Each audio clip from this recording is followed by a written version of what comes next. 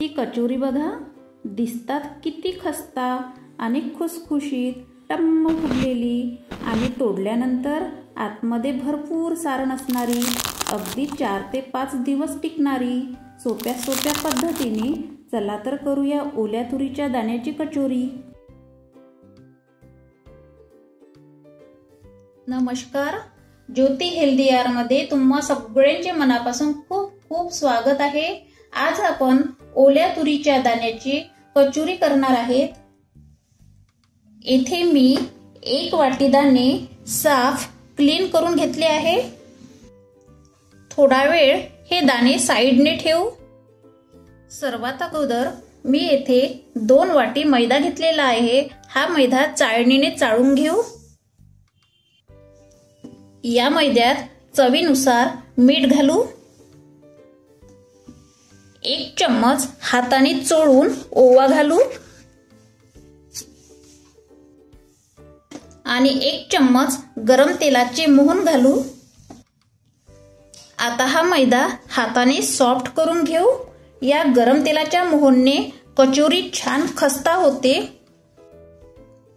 हे बघा, आपले गरम तेलाचे मोहन पूर्ण मैद्याला छान लागलेले आहे। आता यामध्ये थोडे थोडे पाणी घालून मैदा हाताने छान मळून घेऊ। मैदा मळवताना एकदम सैलसरही नाही आणि कडकही नाही, साधारण मैदा मळवायचा। हे बघा, आपला मैदा छान मळून झालेला आहे। आता या मैद्यावर झाकण ठेवू आणि 10 मिनिट रेस्ट होऊ देऊ। आता गॅस ऑन करून कचोरीसाठी कढईमध्ये मसाले हलकेसे भाजून घेऊ। कढईमध्ये 10 ते 12 काळे मिरे घालू। 1 चम्मच सोप। कचोरी सोपने खूपच टेस्टी लागते। 1 चम्मच धने घालू। आता हे मसाले हलकेसे भाजून घेऊ। हे बघा, आपले मसाले छान भाजून झालेले आहे। सुगंध पण छान दरवळलेला आहे। आता गॅस ऑफ करू। आता हे भाजलेले मसाले एका प्लेटमध्ये काढून घेऊ। आता हे मसाले मिक्सरला फिरवून जाडसर बारीक करून घेऊ। आता गॅस ऑन करून कढईमध्ये 1 चम्मच तेल घालू। तेल गरम झालेले आहे। या गरम तेलामध्ये 1 वाटी ओल्या तुरीचे दाणे घालू आणि यामध्ये 2 हिरवी मिरची घालू आणि 5 मिनिटे हलकेसे दाणे फ्राय करून घेऊ। दाणे अगदी कोवळे आहेत, म्हणून 5 मिनिटात फ्राय होऊन जाईल। कोवळे दाणे असतील तर कचोरीची मज्जाच वेगळी येते। हे बघा, 5 मिनिटात आपले तुरीचे दाणे हलकेसे फ्राय झालेले आहे। आता गॅस ऑफ करू। हे बघा, काळे मिरे, सोप, धने हे मिक्सरला आपण फिरून घेतले होते। हे आपण आता मसाले प्लेटमध्ये काढून घेऊ। आता याच पॉटमध्ये भाजलेले दाणे घालूया आणि थोडीशी कोथिंबीर घालून मिक्सरला फिरून घेऊ। हे आपल्याला साधारण बारीक करून घ्यायचे आहे। आपल्याला पेस्ट करायची नाही आणि यामध्ये पाणी सुद्धा घालायचे नाही। हे बघा, दाणे आपण बारीक केलेले आहेत। आता हे दाणे आपण थोडा वेळ पुरते साइडने ठेवू। दाणे आपण फ्राय केले होते त्याच कढईमध्ये 1 चम्मच तेल घालायचे। गॅस ऑन करू। तेल गरम झाले की अर्धा चम्मच तेलामध्ये मोहरी घालायची। 1 चम्मच जिरा मिक्स करून घेऊ। त्यानंतर 2 चम्मच यामध्ये बेसन घालून हलकेसे ब्राऊन करून घ्यायचे। हे बघा, बेसन आपले हलकेसे ब्राऊन झालेले आहे। आता यामध्ये अर्धा चम्मच लाल मिरची पावडर घालू। अर्धा चम्मच हळद, अर्धा चम्मच आमचूर पावडर, आणि स्वादानुसार मीठ,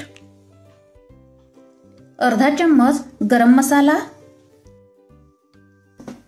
त्यानंतर आपण जाडसर पॉटमध्ये मसाला केला होता तो घालायचा। आता हे मसाले परतून घेऊ आणि जाडसर बारीक केलेले दाणे घालायचे।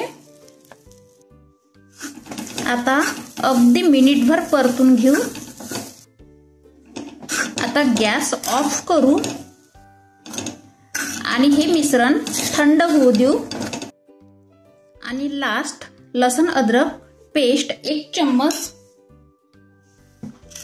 आता हे मिश्रण अगदी मिनिटभरासाठी परतून घेऊ। आता 1 मिनिट झालेला आहे। गॅस ऑफ करू आणि हे मिश्रण थंड होऊ देऊ। कचोरीचे सारण आपले थंड झालेले आहे। आता या सारणाचे छोटे छोटे गोळे करून घेऊ। या आकाराचे छोटे छोटे गोळे करून एका ताटामध्ये ठेवू। असेच बाकीचे गोळे करून घेऊ। हे बघा, आपल्या सारणाचे छोटे गोळे तयार झालेले आहे। आता हे साइडने ठेवू। मैदा सुद्धा आपला छान रेस्ट झालेला आहे। आणखी मैदा हाताने सॉफ्ट करून घेऊ आणि या मैद्याच्या छोट्या लोळ्या कचोरीसाठी करून घेऊ। हे बघा, आपल्या मैद्याच्या लोळ्या करून तयार झालेल्या आहे। पोळपाटावर थोडेसे तेल लावून घेऊ। मैद्याची लोळी पोळपाटावर ठेवायची आणि ही लोळी हलक्या हाताने लाटून घेऊ। यावर कचोरीचं सारण ठेवू आणि पुरणाच्या पोळीसारखं भरून घेऊ।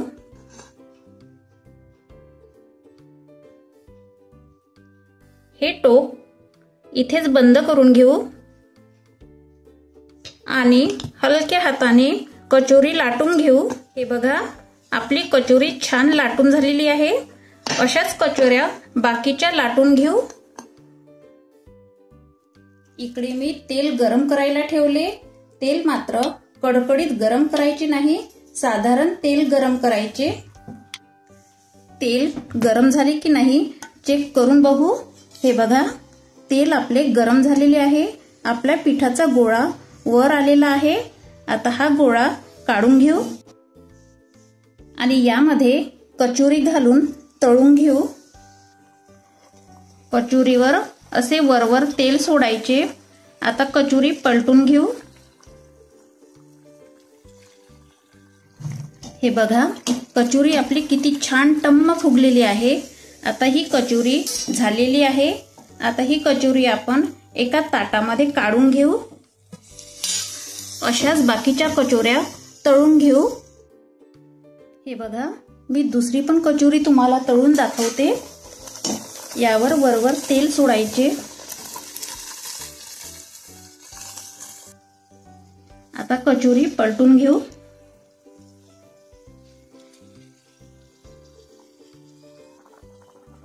हे बघा, दुसरी पण कचोरी आपली छान टम्म फुगलेली आहे। आता ही कचोरी एका ताटात काढू आणि अशाच पद्धतीने बाकीच्या कचोऱ्या तळून घेऊ। या झालेल्या आहेत आपल्या ओल्या तुरीच्या दाण्याच्या कचोऱ्या। या कचोऱ्या बघा किती छान खस्ता झालेल्या आहेत आणि टम्म फुगलेल्या आहेत आणि खायला पण खूपच स्वादिष्ट आहेत। ही कचोरी टमाटर सॉस सोबत आणि तळलेल्या हिरवी मिरची सोबत खायला अप्रतिम लागते। माझ्या व्हिडिओ प्रमाणे अशाच कचोऱ्या करून बघा। अशाच नवीन नवीन रेसिपी आणत राहू आणि तुम्ही सगळे हेल्दी राहा, हेल्दी खा। ज्योती हेल्दी आहार या चॅनलला पाहत राहा आणि ज्योती हेल्दी आहार या व्हिडिओला पटकन लाईक करा आणि न विसरता सबस्क्राईब करा। तोपर्यंत धन्यवाद।